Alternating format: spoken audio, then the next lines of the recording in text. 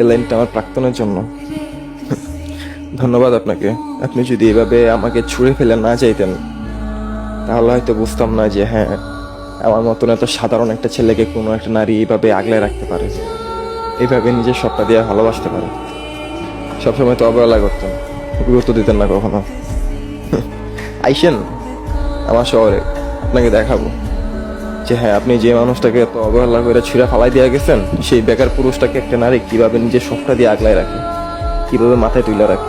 আর একটা জিনিস মাথায় রেখেন যে হ্যাঁ, আপনি যে জিনিসটাকে তুচ্ছ করে ছুঁড়ে ফেলে দিবেন, সেই জিনিসটাকেও কেউ ভালোবেসে আগলে নেবে। আর আলহামদুলিল্লাহ বর্তমানে আমি তারা নিয়ে অনেক হ্যাপি আছি, অনেক ভালো আছি।